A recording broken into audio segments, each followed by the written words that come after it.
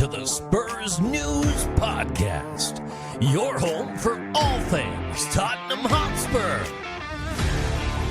Now, here are your hosts. Hello everybody and welcome back to the Spurs News Podcast. I am Sam. Joining me is my new regular co-host, my partner in crime across multiple podcasts, but from a secret undisclosed bunker location today, it's Stefan. Hey buddy, how you doing? Yeah, I'm alright man, so you're hidden away. I'm hidden away. It's, as most listeners will know, it is the Easter holidays and we decided to have building work done. Yeah. So therefore the house is very noisy, so I am kind of hidden away. Yes. In a little corner, hoping that no one finds me. No, smart move. But obviously that does mean I'll stay here all day. And that's what I do. If there is any background noise, apologies. We will try and edit out the best we can. But yeah, there may well be the odd builder, shouting at each other or something. But I mean, yeah, it's only fitting carpet, so you'd think it shouldn't be that noisy. However, I was wrong. Yeah. in my experience, it's all noisy. I've never thought of a hammer being used to lay a carpet. That surprised me. How did you think they did it? Well, I just thought they roll it out, stick it in the corners. Ta-da! Ta-da! Apparently, no, there's hammers and all, drills and hammers and all sorts. I don't know what they do. Yeah. I never knew they drill carpet to the floor. It's like screws in the corners. Who knows? There's people listening to us right now who do this job full time, just shaking their heads in despair. Like a couple of office boys talking. Oh yeah. Oh my god, learn how the real world works. So we have a fairly packed show. Obviously we were off for a week last week, but as everyone knows, we've been on and off for a while anyway. But last week was because of the international break, which is the last one, thankfully. We are in the run-in now. This is going to be an interesting run-in for the title race, for the Champions League spots. Whether that be the top 4 or top 5 still remains to be seen. It's going to be, it's going to be interesting. For the first time even in a the little relegation stuff, the whole table could change. It's great. Yeah, it is Some interesting. club we don't know about could be hit with a 20-point deduction out of nowhere. Yeah, that ain't they gonna could happen. then obviously they'll obviously be reduced down to 2, of course, but you never know what's going to happen. Yeah, so let's dive into it then. We're going to open up talking about the most recent game, which is Tottenham Hotspur 2, Luton Town 1. Still bizarre to me Luton are in the Premier League. That's still a weird thing. Every now and again I kind of it's Luton. That's funny. They pulled out some decent results, fair to them though. Yeah, they're not they're not. I'm not doing the Burnley. No. Or Sheffield United. No, Sheffield United have been disappointing. But anyway, so we won the game 2-1. I don't think that the scoreline really says much about the game. We went 1-0 down after 3 minutes. Yes. And the goal we conceded, Ange was steaming. And the fans in the stadium were a bit shell-shocked. To me, watching it, I don't know if you caught the goal or not, because I remember you sort of came to the game later. I can't remember. I just missed it. They're just starting to kick off again. And I was like, yeah. I've got the start of the game. It's 1-0. No. Yeah, well, that's an unfortunate moment. To me, and again, life's about opinions, and this one's purely mine. It looked absolute lazy on behalf of everyone involved in Tottenham Hotspur on that pitch to concede that goal.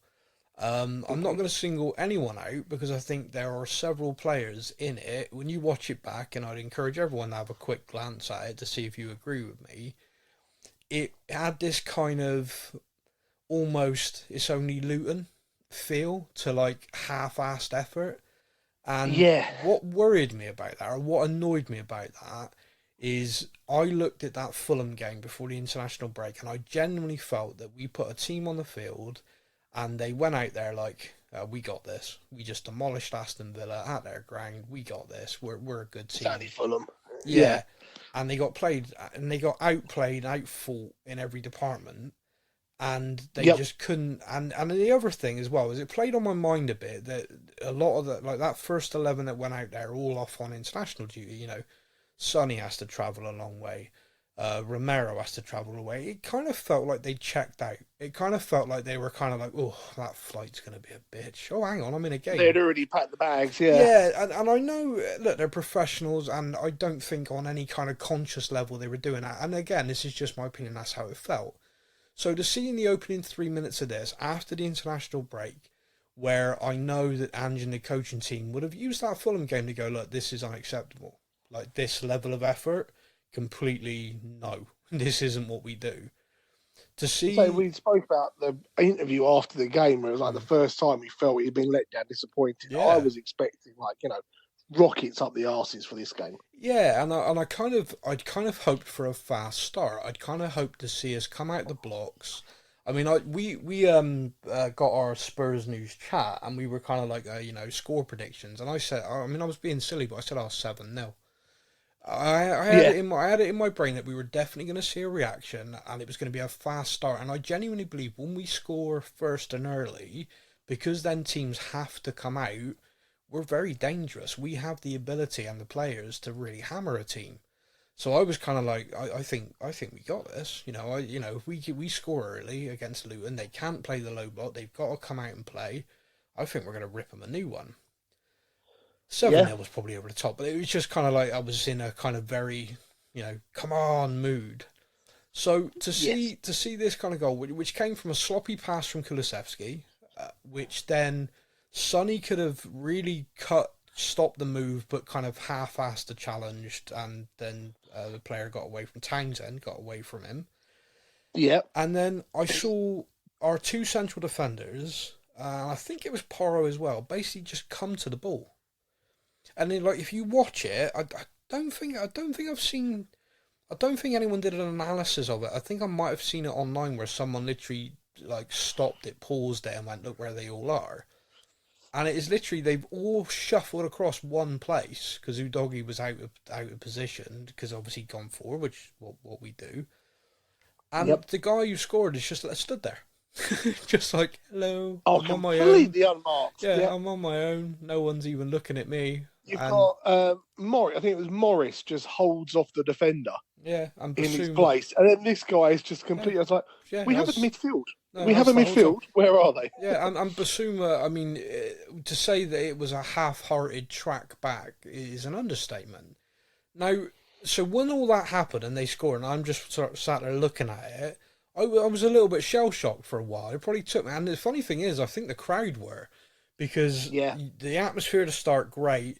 That goal, and there was a kind of like a little bit of a reaction, like, oh, come on, let's get going. And then it was just really quiet for a while, which, I know there's a lot of kind of, oh, it's a bowl stadium, it's nothing like White Hart Lane, but I'm sorry, I've been to White Hart Lane when it's a frigging library a few occasions, so don't give me that crap. This stadium genuinely generates quite good noise, quite good atmosphere. Our fans are very good. So it was designed to hold the noise to make it sound even louder. Yeah. So no excuse for it being as silent as it was. No. So, but I think it was a little bit of, I don't believe this. Like the Fulham game, we all kind of went, right, bad day at the office. Let's put that to bed. We've all been looking forward to Ange Ball. What the hell is this? What the hell? All of a sudden, you're thinking, are we going to get whitewashed by Luton? Yeah, it was kind of like, is this actually going wrong here? Like, the other thing as well, which played into my mind, which is a stupid thing, is someone did a like-for-like comparison between this season and last season after this many games. Last season, Tottenham were 5th and challenging the top 4. This season we're 5th, challenging the top 4. From this point on, we fell apart last season, like dramatically. Yeah. Conte went, they appointed his assistant, which was just the most, what the hell was that thinking, other than save some money? We don't like the football we're playing. Let's bring in the guy that plays the exact same football. Let's bring in the guy who's been doing the coaching and is loyal to Conte. It was just a mess. The whole thing was a mess. So I kind of looked at that and thought, considering the football we played last season and how I didn't enjoy watching us at all, the fact that we were up there at that point, it was kind of like surprising. I was like looking at it in like comparison. I was like, well, our goal difference is a lot better, but our goals scored anyway. And so I'm sort of looking at it. I'm like, well, I've enjoyed watching us this season. So to me, it's an improvement. We are playing football. So when we Yep, went that great. 1-0 down in that game, I was kind of like, please don't do this to me. Like, don't almost prove Conte right. Do you know what I mean? It's like, don't now lose this. Yeah. Don't prove to me that asshole with his rant, was correct in all of this. Um, the thing that is then weird is perception. Perception is a massive, massive thing because I watched us then dominate the ball where we had near 80% possession for the first half. When you take away the Yep. first 5 minutes, I think the actual stat at halftime was like 76% for the whole half, which is Yeah. bonkers, and we created chances. Sonny hitting both posts is almost comedy. Like how in the hell does that I mean, happen? God, that entire thing hitting both posts, and then the shot gets blocked, then the Yeah, shot gets blocked, then it gets cleared, and then the shot gets blocked. And you just sat there going, how? on another day, all Yeah, four players that had a shot would have scored. yeah. Like, Timo Werner had a great chance, scuffed the shot. Sonny had a great chance and managed to pick the keeper out of, space that way, space that way. There's the keeper. Here you go, buddy. Just, yeah, what is interesting, and this is the thing that's kind of interesting to me about it, is because we seem to create chances even though they were in a low block, which is really good. Like, I'm really happy about that because that's where we've always struggled, but then we didn't yeah. take them. And it's kind of like you're kind of looking at it going, do we as a team need someone who's a more natural finisher? But then I look at Sonny and I think, actually, no, Sonny is very much a natural finisher. But these things kind of play in your mind, don't they? Like, oh, if Harry Kane was up front, it'd be 3-1 at half time. But then I watched It games where seems Kane to would me miss chances all the time a as complete well. sitter. Yeah. Yeah, like I think I messaged you about it. Like the front three, say front four if you include Madison, Yeah. the ability they have Yeah. is phenomenal. Yeah. To pick a pass, to pick a shot, all of that sort of thing. It's brilliant. But for some reason, like I'm watching this, and it's been a few weeks now where I'm watching someone run into the box, and I'm like, bottom corner, go near post. Like they've cut in from the wing, they've run into the box, and your brain goes, they're blasting that near post. That surely. And then out of nowhere, you'll see them cut the ball back to no one at the edge of the box. And you're looking at them, you're like, what has happened? Like, why are we constantly trying to find a man in space when there's not a man there? Yeah. Like the amount of times I saw all of them, I'm not singling out a single forward because I saw them all do it.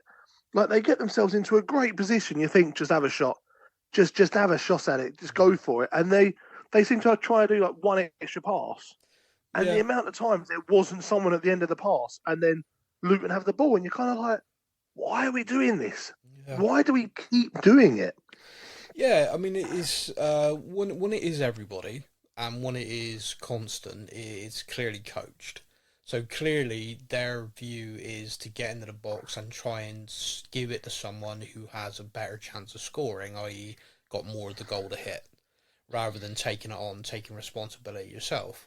But like you just said, if you look up and then you can't make the pass or there's no one in that position, you're better to take the shot than try and hold it up or try and just play it into the space hoping it lands to one of your players.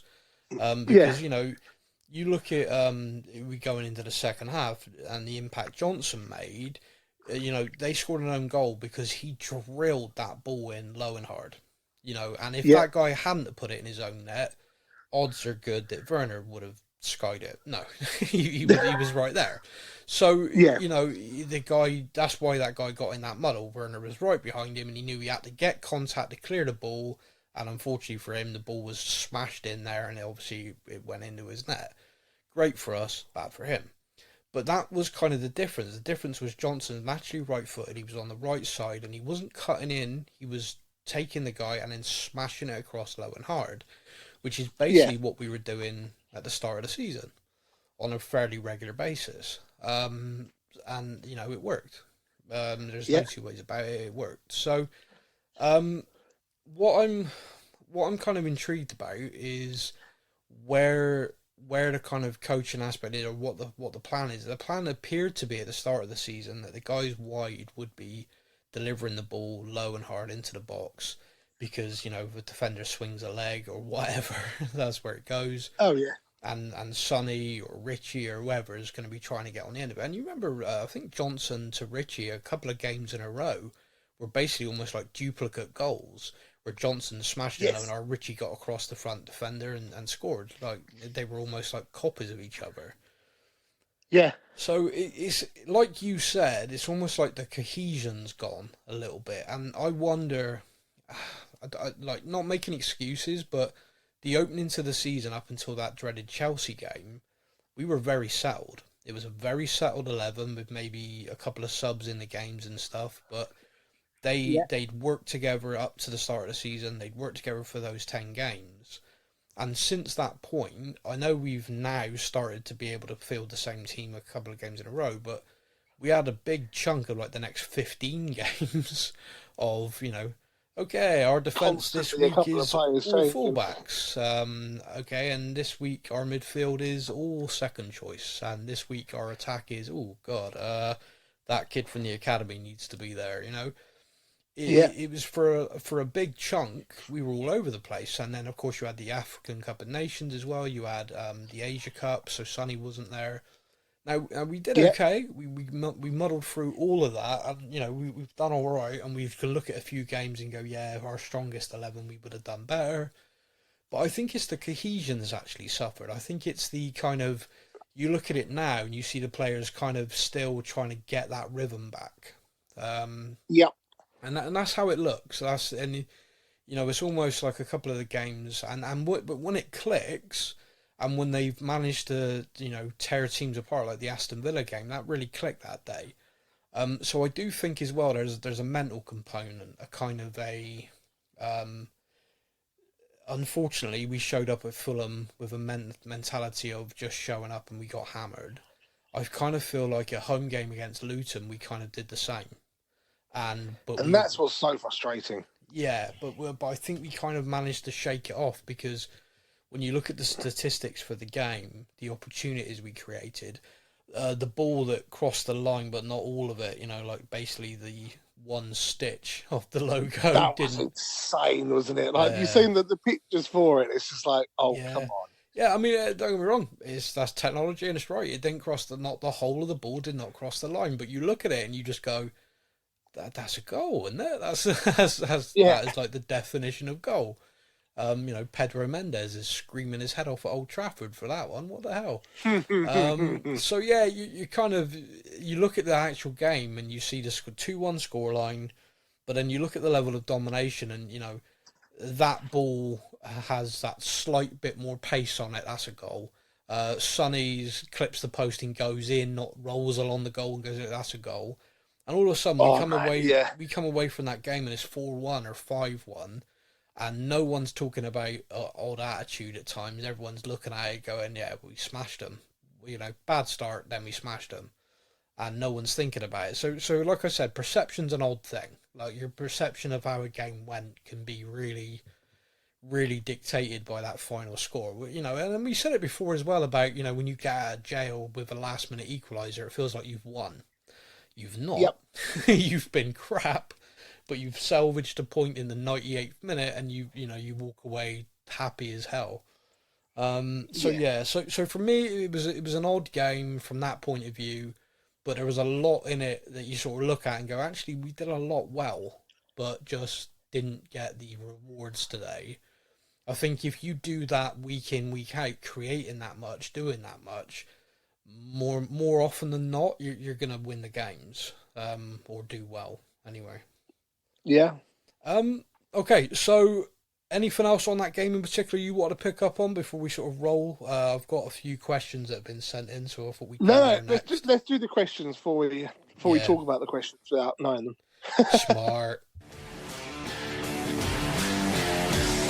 Now it's time for your comments from our social media. You know, it's been a while, but I completely forgot. Did you see we had a complaint on Facebook that the voiceover guy's American? Oh, yes. Yeah, I did see that. Yeah. That's like complaining that our striker's Korean. Like, it's pointless. Just absolute nonsense. Yeah, we're a London English club. Why is it an American voiceover? And I live up north and you live down south. Like, Yeah. neither of us are living in London, but hey, Like, we're a podcast. oh yeah, well people have been giving me crap for that since I started, but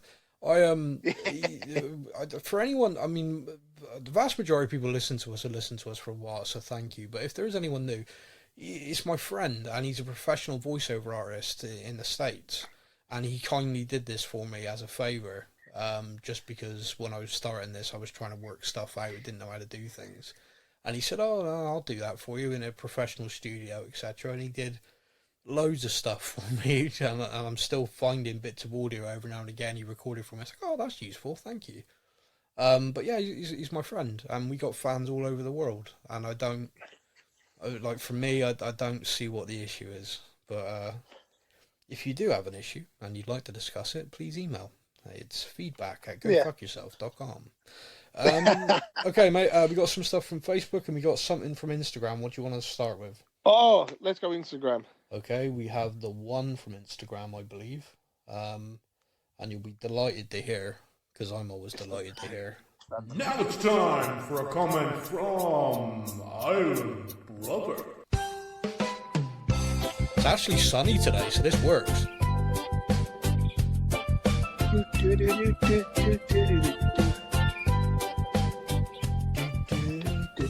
Okay, so Island Brother on Instagram says, "Hello, fellow Spurs sufferers.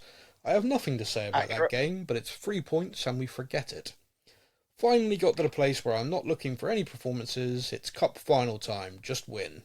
Even if it means 2-foot drop kicking the keeper into the net." Nice. My question, Romero, yeah, Romero's like, can I do that, please? Is that allowed? Is that allowed? I'm on that. Yeah.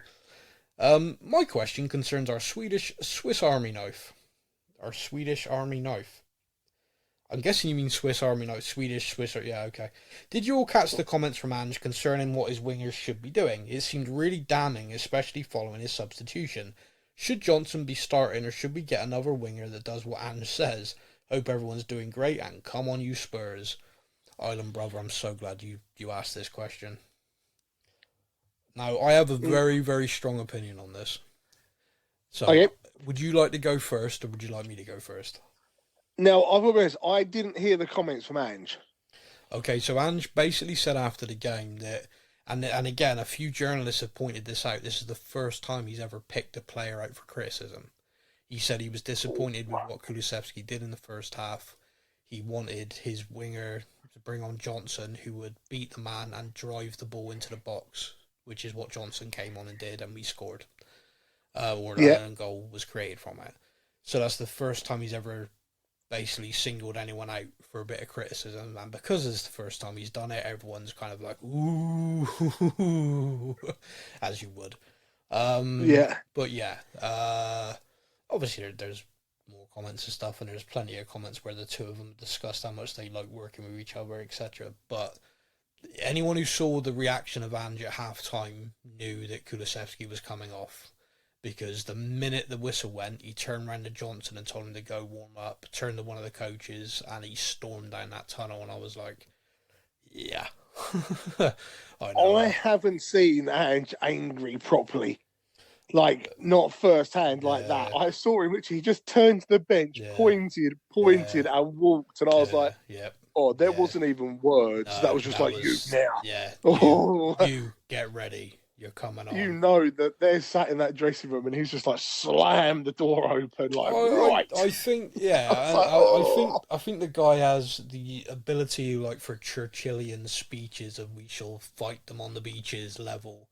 I also think he has the Alex Ferguson effect of "thou shalt not look at me the wrong way," or "thou shalt feel my wrath."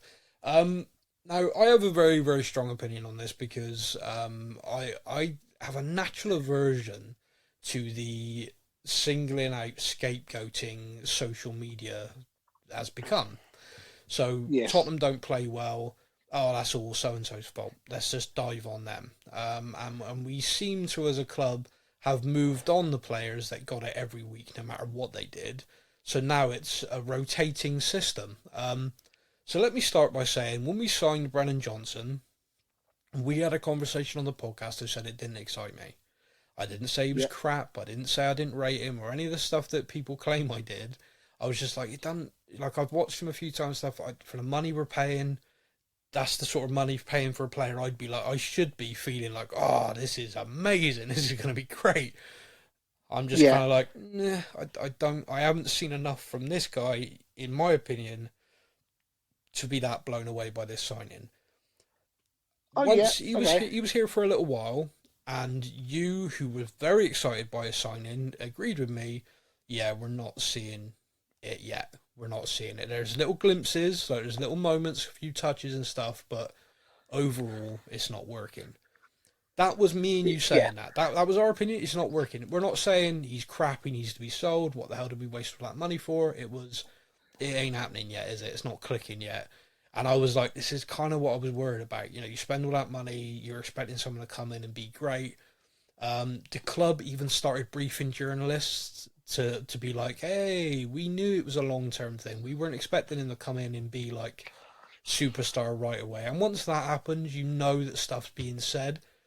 And then the kid took himself off social media because Tottenham fans were laying into him so much.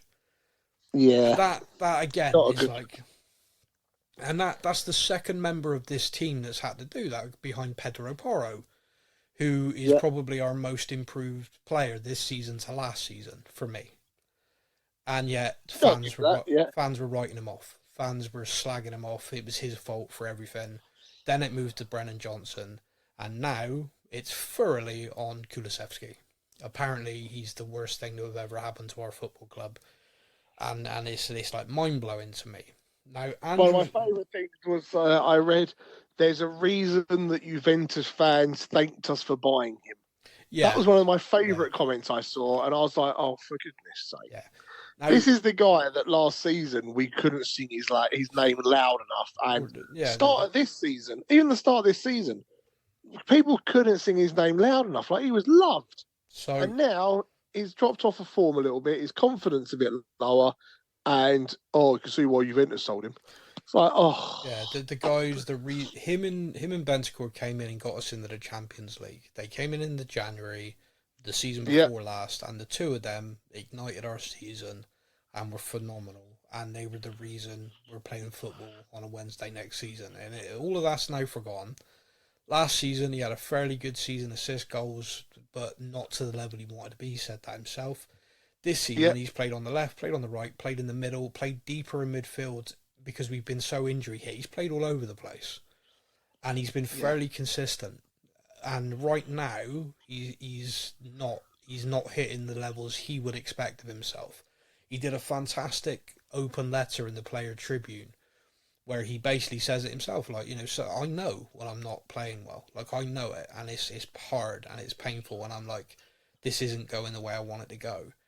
And everyone seems to forget that they're human beings, they're people. And like he talked about how his sister's his biggest critic, Sandra, as her name is, ironically, not Redknapp. And so every time I see him and he ain't having a good day, in my brain thinking, oh, he's going to get a text off his sister. He's going to be getting slammed today. And, he's and it just didn't work for him. The other day against Luton, he just wasn't having a good day. He was trying to cut in when he probably should have tried to smash the ball across the face of the box. And when he did cut in, he didn't shoot. Like you said, he was trying to look for that extra pass. And perhaps Kulusevski, when he first arrived in the Premier League, takes that shot on. I remember a goal against Norwich. He had no right scoring that. Just come in, dink, and it's in. And I think if he was doing that and taking the shots on, I think perhaps people wouldn't be so critical. People would be like, he had a good few efforts. He, created a bit. Speaking of creating a bit, and this is a stat which I think people need to hear and people need to understand.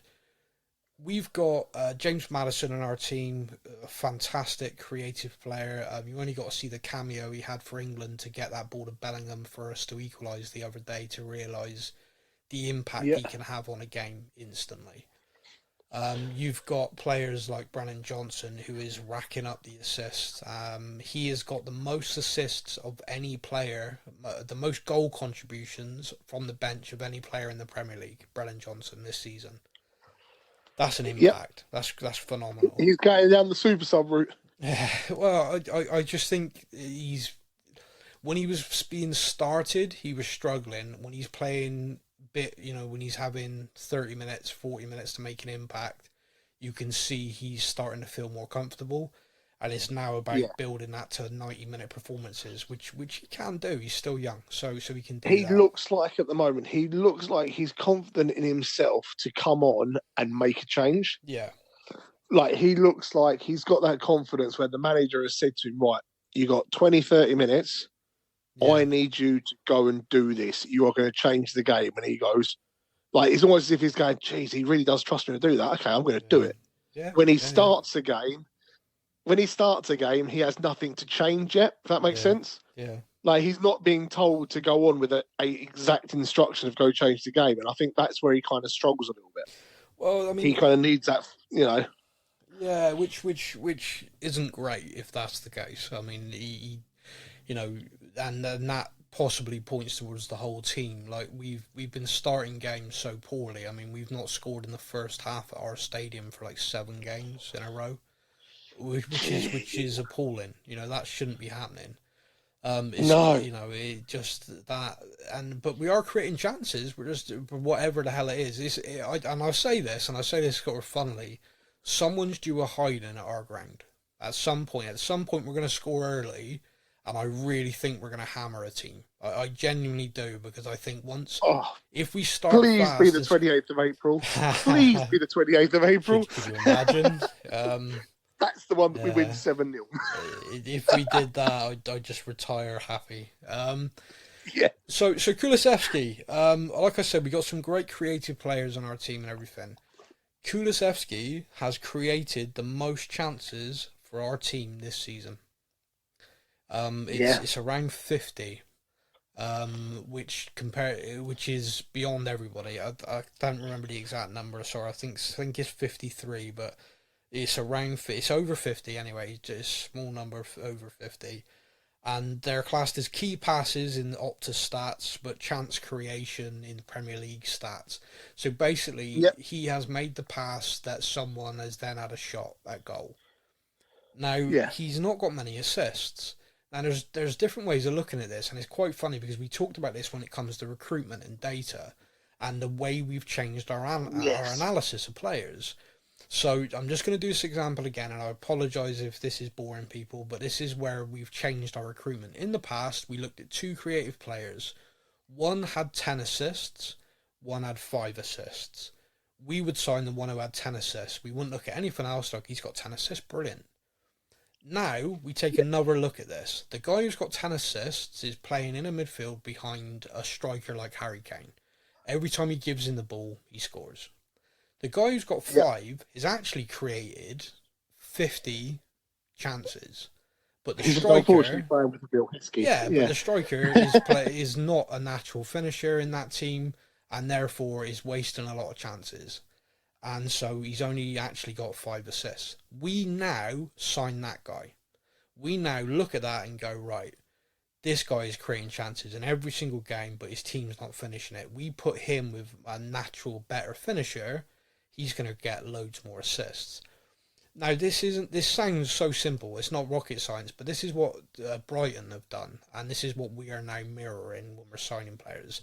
That's just for a creative player. That's just like that. That's the example I can give you of the way we've changed it. Yep.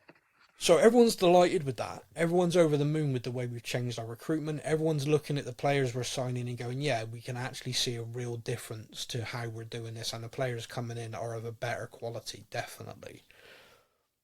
But we're looking at a player we already have who is doing exactly that, 50-odd key passes and chance creation, and he's only... Instead of looking at the forwards go, why are they not scoring? We're looking at him go, he's not doing anything. So in the Luton game, in that first half, where everyone he was crap, awful, take him off, terrible, he created 5 chances, 2 of them classed as key passes that should have been scored. The one to Werner and the one to Son, which were two chances that both of those forwards could look at and go, yeah, we should have scored. And I think they both would. I think both Werner and Son would look at that and go, we should have scored. So that in which case, Kulusevski has 2 assists at half time. So that means at half time, when where everyone's been slagging him off, if they'd taken the chances, which again, like I said, go and watch them. Both chances the strikers should have scored. That's 2 assists. And everyone's screaming for him to be dragged off the pitch. It's a perception. It's an interesting thing that people get it in their minds that he is not scoring the goals or getting the assists, therefore he is poor, he is crap. In that game, he didn't have a good half. I think he would hold his hands up, and Ange obviously said he didn't do what I needed him to do. But that's because he is a naturally left-footed player playing on the right, and he is not going to go past the man and smash it across. He is going to try and cut back. Does he have the ability to use his right foot? Yes. Is his confidence low at the moment? Yes. So that's why he's cutting back all the time. A confident player, pushes himself. Sorry, go on. Yeah, go on. I think was it last week where someone spoke to me about like the starting 11. Yeah. And I put Kulusevski out on the left. Yeah. For that reason, because I think like you said, if Ange wants someone just to beat a man and drill it past him, yeah, Kulusevski can do that with his left all day long. He can. And I'd love to just see him get a bit of time on that left and see if it makes a big difference. He can, but at the same time, I don't think Werner's doing a lot wrong. And also, just to really make everyone laugh, Werner's right-footed and he's playing on the left. But Werner will go past a man and use his left foot because he's feeling confident at the moment. Yeah. Kulusevski feeling confident. Everyone knows he can beat people. We saw that when he first joined us. He can knock the ball past and run past people. He's got an engine on him like you wouldn't believe. But it's almost like at the moment he feels a little bit frazzled. He doesn't feel anything. And funnily enough, it's what Johnson was like for a while.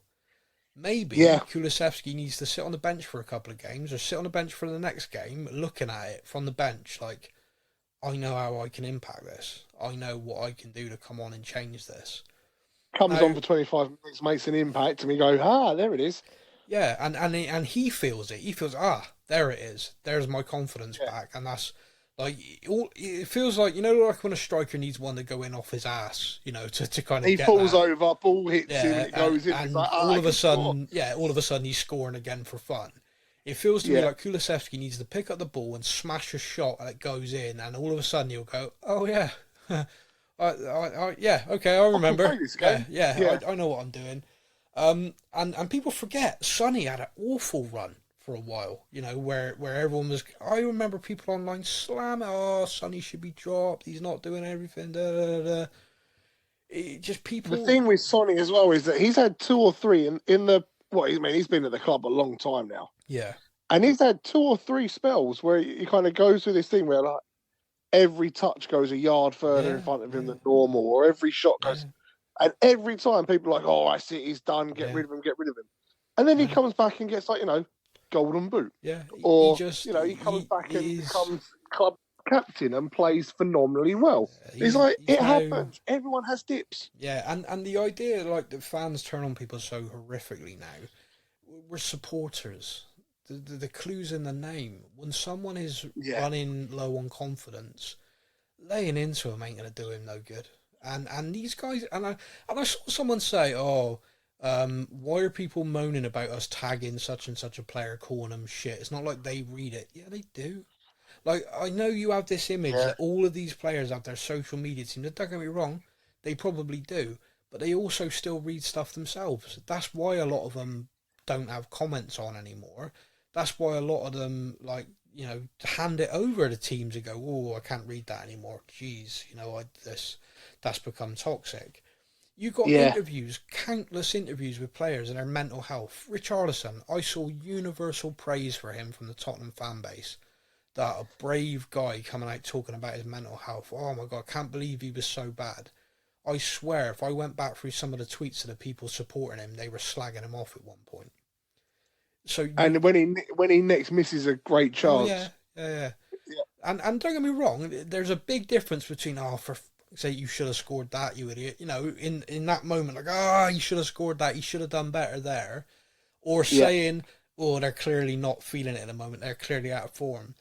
there's a massive difference to that, to tagging them in stuff, and also just straight up abuse. Not good enough is the thing you see thrown around, or Get out of my club. You're get not out of level. my club. I saw one of the players put a message. I think it's Lo Celso. Lo Celso said this was my 100th appearance for Tottenham. This great club. Really, really proud of that. In the comments, you're always injured. You're a waste of space. I'm like, yeah. I can be critical of his injury record, and I say things, and I'll say that's the reason I'd look to whether we'd sell him or not, because of his injury record. I don't think you can doubt his ability, and I don't think you can doubt his commitment when he's fit.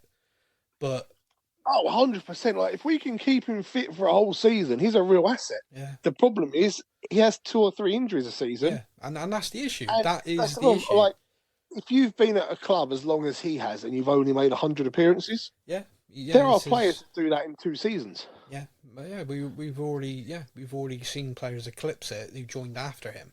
So there is, and don't get me wrong, I know he's been out on loan and stuff, but that's all part of it as well. Like, we've been trying to, like, okay, go out on loan, get yourself fit, get yourself happy, and come back, and he comes back.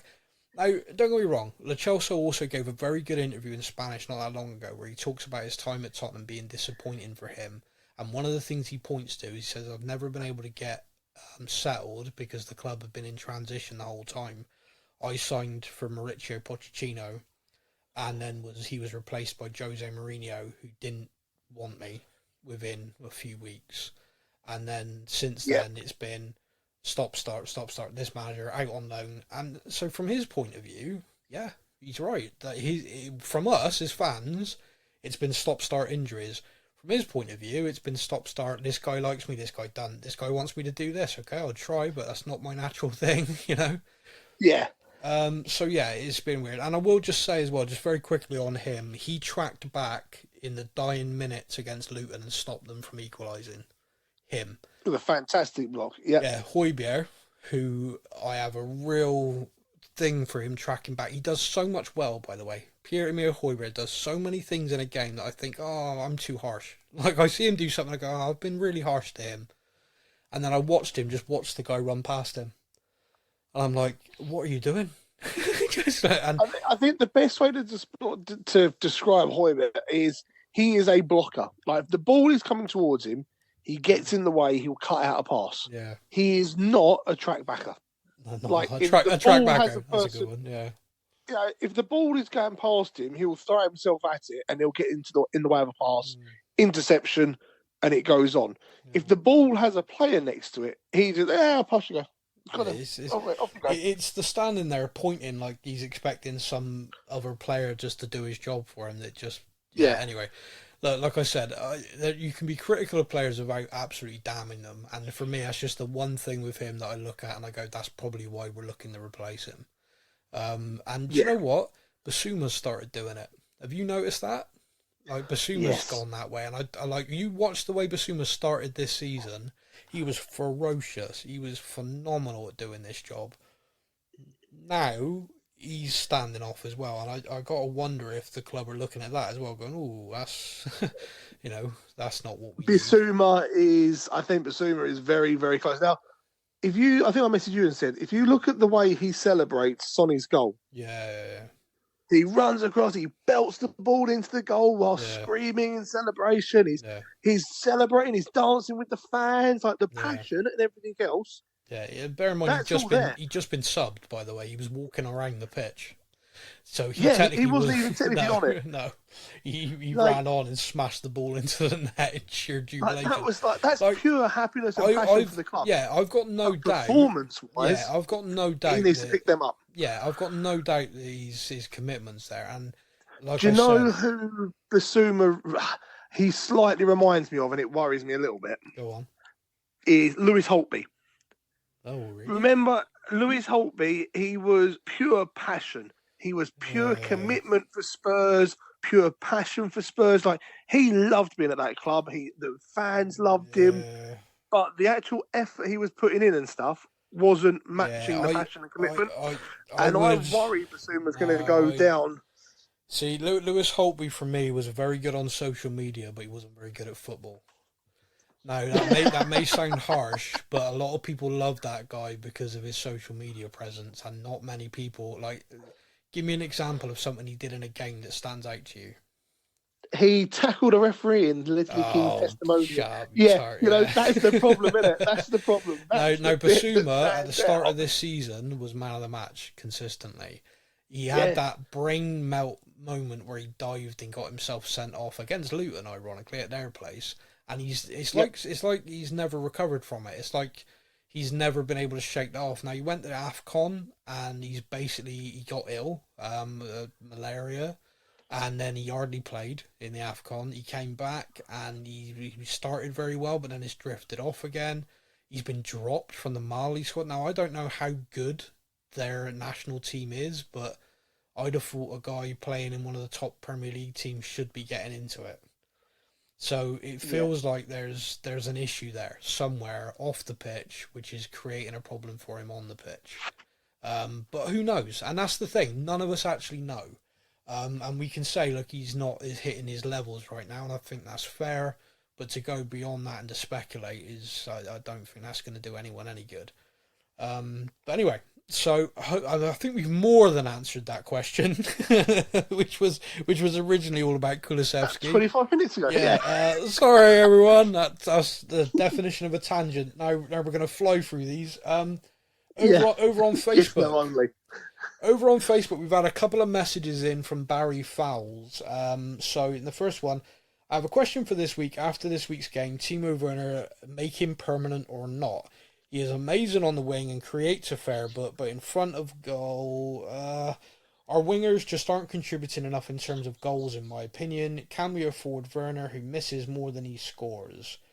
What are your thoughts on Werner? I think we sign him. Yeah. I think there's a player there. Give him a full pre-season and a bit with Ange as well. Yeah. I think there's a player there. He's 20, just turned 27. It's not like he's an old player. There's a player there that I think we can get some real good use out of. Yeah, he and it's like what, 15 million euros? Yeah, it's not nothing. Yeah, it's really not a big amount. The thing I'd say with Werner, which I think a lot of people probably are realising the more they watch him, is sometimes he creates stuff by being on the pitch and being rapid, because defenders have to change how they approach it. Like, if I'm defending against Kulusevski, he's a very big guy, but he's not going to do me for absolute pace. If I'm a fairly quick defender, he's got a good turn on him, etc. He's a big physical guy, but I don't have to worry about him running behind me if I'm playing a high line. If I'm playing a high line with Sonny there, Werner there, I'm worried. That's a real problem. Who do I follow? Who do I track? Do I try and hold the high line, or do I drop back deeper? Now, if you drop back deeper, then you're creating the pockets of space that Maddison loves. So you can see immediately, if you're a defender and you're a team setting up the players, by having Werner on the pitch, we're creating all this. Now, Johnson is now doing the same thing. So if you start Werner, Sonny and Johnson, that's rapid, that's pace. That's so much pace. But you don't have that same, like a Richie or a Kulusevski who can hold the ball up and sort of do that bit more physical work. Like, you can't just ping it to them. These guys need to be getting in behind or dropping in and playing off each other. Now, you start those three as a defence, or you start any combination of the players we've got, and I think this is why Ange is trying to get this combination where it's like, okay, I want to start Kulusevski because if he drifts in, he's almost like a target man almost, and defenders have to worry about that. But then if he drifts this way, Werner goes in behind. Sonny has the ability to drop deep, and it's like Sonny watched Kane for years and went, yeah, I'll do that now. And I can do that. And just started doing it. So you see the options that are there, and as a defender, it's a nightmare, and that's why we are creating chances. Now, for me, the club are going to sell Bryan Hill this summer. I think it's not worked. I think for the player or the club, I think he's a talented lad, but I don't think English football is ever going to be for him. That's just my opinion. I could be completely wrong, and he could go on to be like phenomenal in England, but I think he goes back to Spain and has a good career in Spanish football, personally. Yep. And if he is leaving, I think sign Werner and one other. I think we are one short in our options for Ange's forwards. And I think Werner's a no-brainer for me. I think Werner replaces Kill in the squad, if that makes sense. And in a way... And he has the ability to play in any of those front three positions. And in a way, he already has.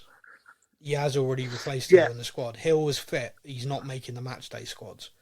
So That's so a for worry, so isn't it? for Like, me, that kind of tells you. yeah. So for me, I think Werner has done that. So for me, if Werner's happy, which he appears to be, and certainly appears to be happy with him, and talks about how he can improve him, and he's willing to do that, then Yep. I think it's a no-brainer. We sign him. Barry also said, and this he'd sent in previously during the international break. He said, on the last podcast, you talked about how we nearly signed Zaha, but didn't. There are loads of examples of this. However, if you could make one or two big signings at the end of this season, who do you buy, or where do you feel needs addressing to make the biggest impact? So let's do one each. Don't pick a player, pick a position that you think that's where we need to sign someone. Defensive midfield. Okay. Yeah, midfield for me, the engine room. I wouldn't so much. I don't know. You've kind of covered that. So, to me, if we could add a striker who's a 9, yeah, who's like a real kind of. If you put the ball in a box, I'm going to score. Now they're rare, by the way. It is rarefied air. But yeah, you could always bring that former academy player back, I guess. Now, Chris has sent in a message. Chris, who knows full well that I struggle pronouncing his surname. He says, "Hi y'all, I'm your number one fan from the country with the number one cricket side in the world." I don't know who you could possibly be. Anyway, South Africa, England. Don't know. Yeah. It's strange that he's clearly from England, talking about the number one cricket team. He's clearly England, and now he's. Yeah. Why would you say that? I mean, just like, hey guys, it's me, Chris. I don't get it. Strange. Love the podcast. A positive outlook as per usual.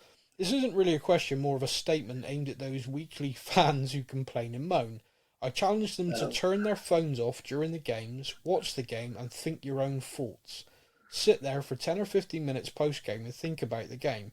You'll be surprised with what positive thoughts you'll have even after a loss without having all those negative stuff from social media in your mind. Yeah. Fair comment. Well Spot on. Yeah. It is amazing how quickly you see a narrative grow. One person says so-and-so shit, and then everyone says it. Oh, you're right, yeah. Okay, Matthew Fleming on Facebook says, question specifically for Sam. Out of curiosity, has Dan sent you the season over text yet? He has not. I don't know whether he's primed and ready, but I think because there's a battle for Champions League, the season is not over. So I think that one's cocked and loaded, probably. At least it was at one point. And Corey Birchfield with the final question says, who is on your wish list of rumoured transfer window signings this summer? I really don't have anyone. Mine has changed dramatically since January. Yeah. Mine was Calvin Phillips. Safe to say I've changed my mind on that one just a little bit. I'm very pleased to hear that. There's a certain winger at Man City, English guy, who's getting very little game time, who I've always said I'd love to see in a Spurs shirt. Jack Grealish. Yeah. He's not getting much game time. There are rumours that he will be allowed to go if Pep can find a replacement for him. Yeah. And I'm like, that would be like my dream signing. I love that guy, but I don't see it happening. No, I don't. I really don't have anyone. I've kind of gone into this thing where there are players that I look at and I think they'd be good. I think that player would be good. And then we've signed other people and I've been kind of like, I don't know. And then they've proven, recently. In the summer of the goalkeeper situation, I looked at us looking at David Raya and thinking, yeah, that makes perfect sense. He's classed as homegrown. He's Premier League experienced. And then we pulled out of that deal and went to sign a guy called Vicario, who I'd never heard of. So I was like, what the fuck? Do you know what? I was very similar to you. Man City's Laporte. Yeah. I think you pronounce it. Yeah. He was up for sale in the summer, and I was like, proven winner, Premier League experience, Champions League experience. Brilliant. Okay. He went off to, I think he's gone to Saudi Arabia. He went to Saudi, He went to Saudi, and we signed some guy that I'd never, ever heard of. Van der Ven. and just knew, I knew he Yeah. was a bit quick. That's all I knew. And now Yeah. I'm like, that's the best signing we've possibly ever made. The Yeah. guy's amazing. Yeah. We've been great with that. So, I'm kind of like not so much looking at the players. When the rumors come up, I'll try and do a bit of research if it's someone I don't know. But again, I'm kind of looking and just kind of waiting now.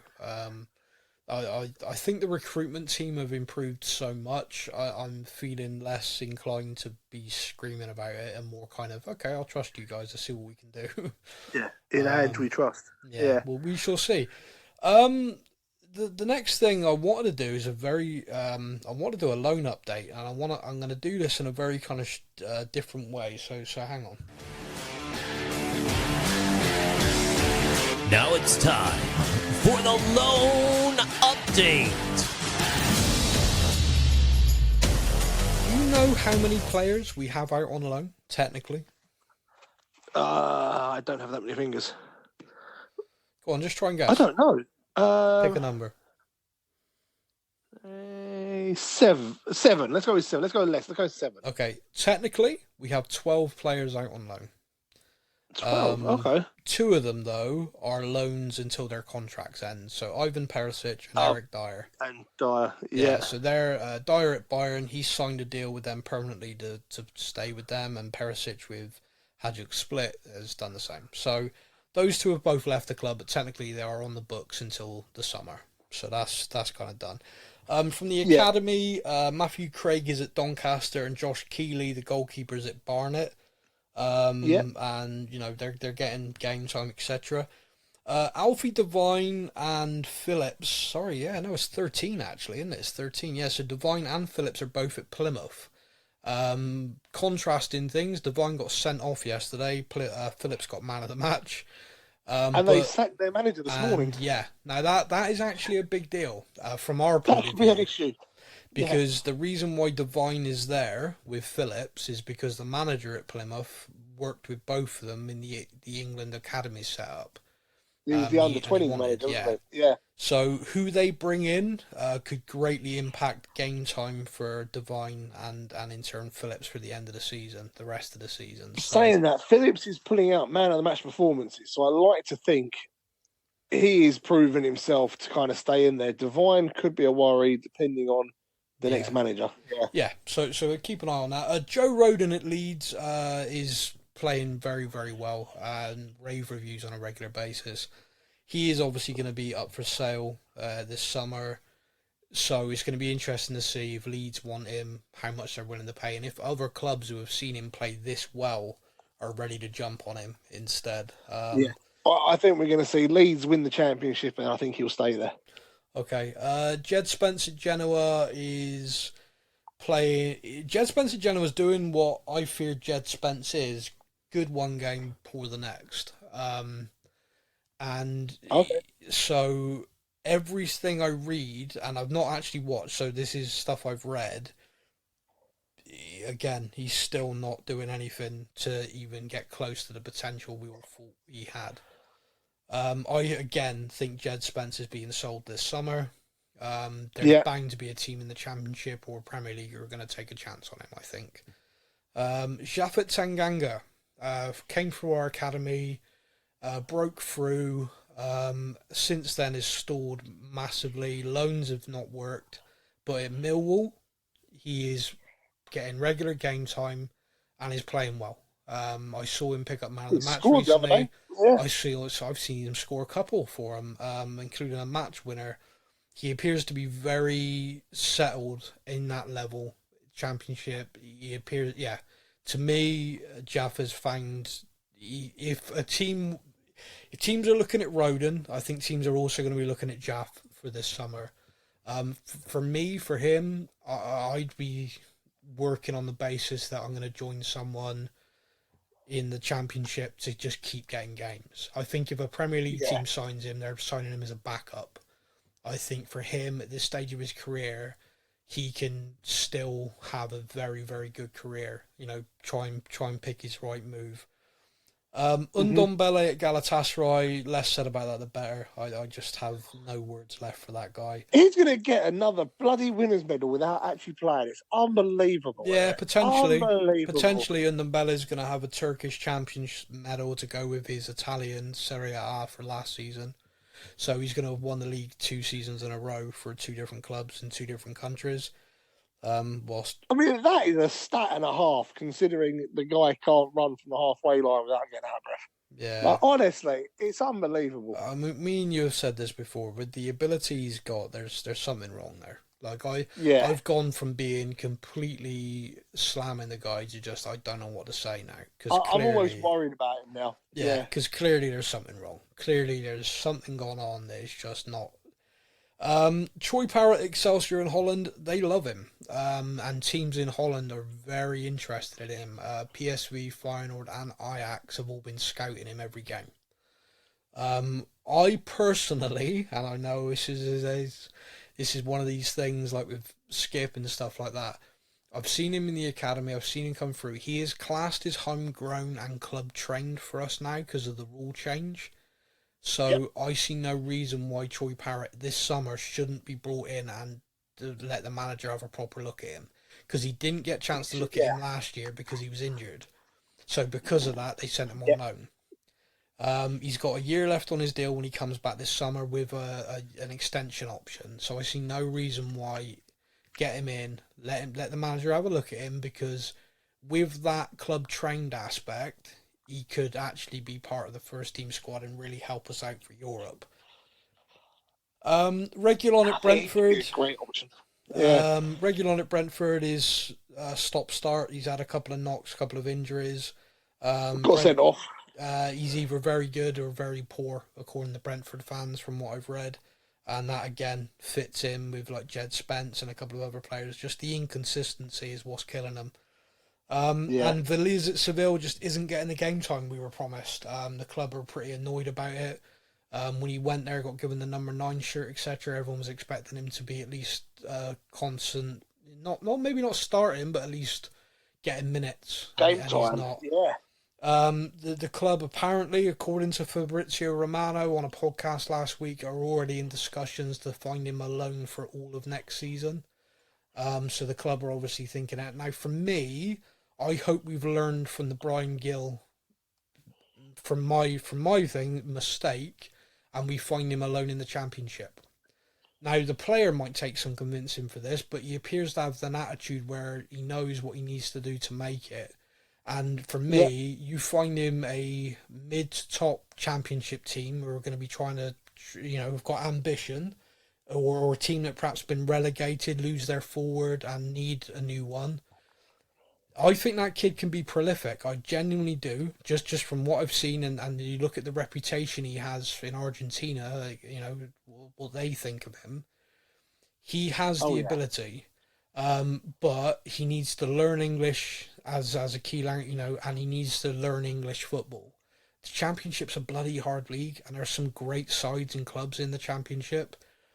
And you play a lot of games. Agree. You could play, you could finish the season with 40 to 50 games under your belt. Easy. I was alone in the Championship.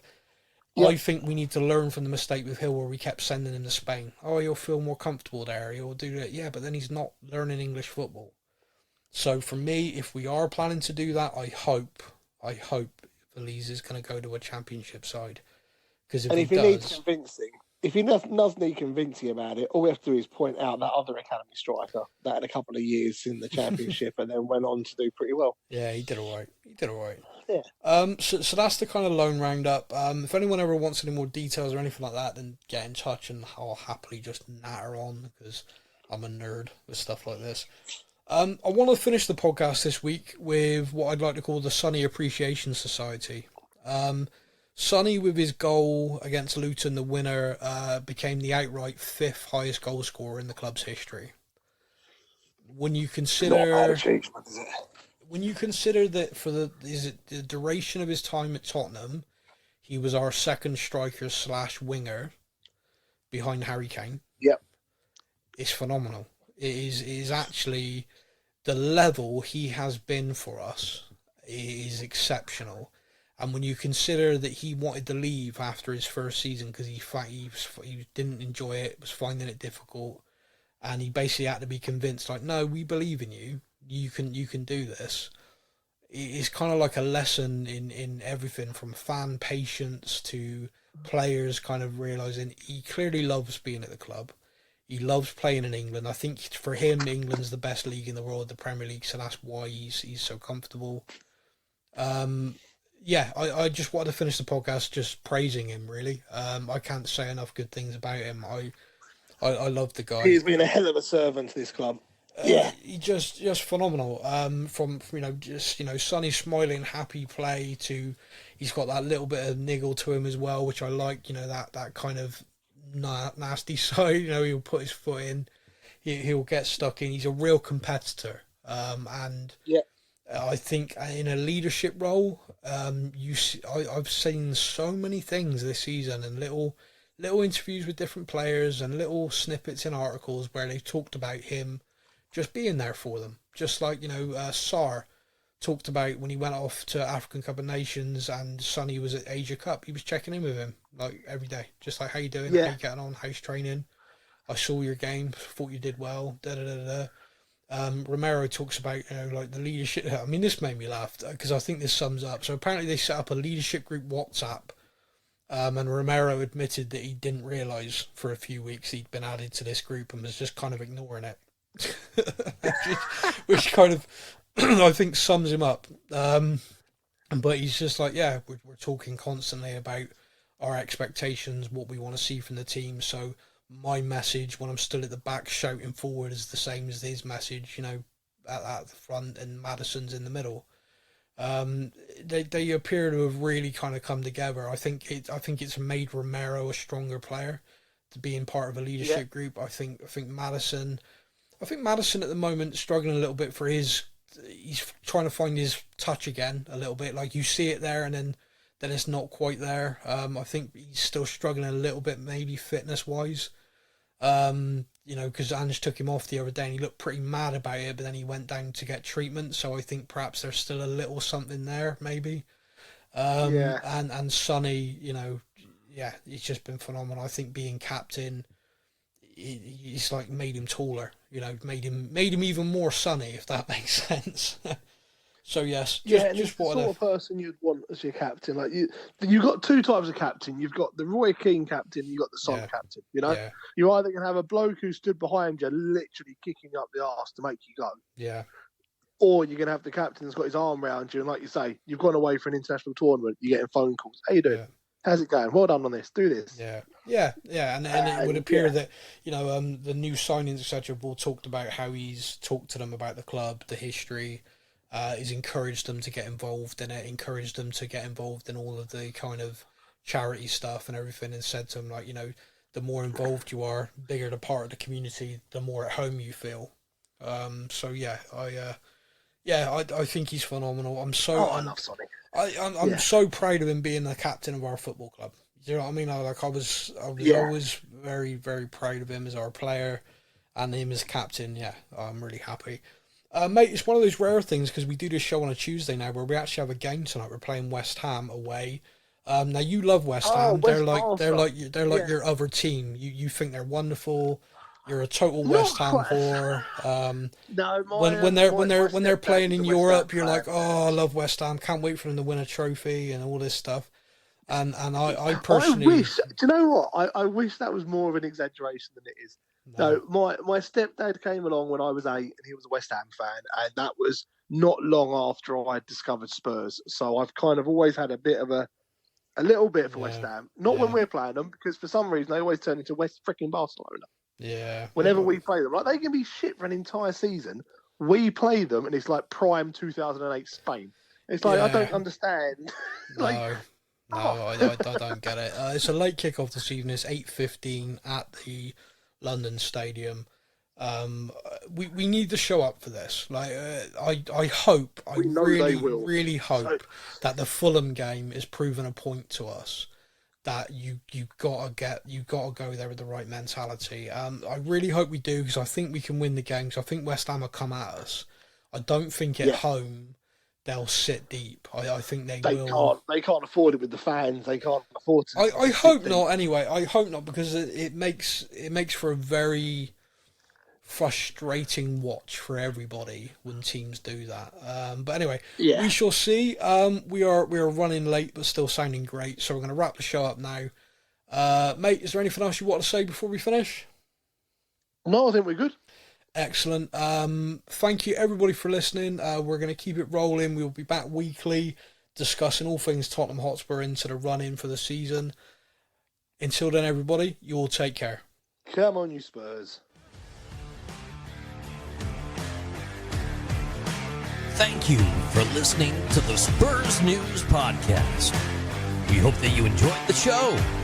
Stay up to date with all things Tottenham. Follow us on social media. All links are in the podcast description.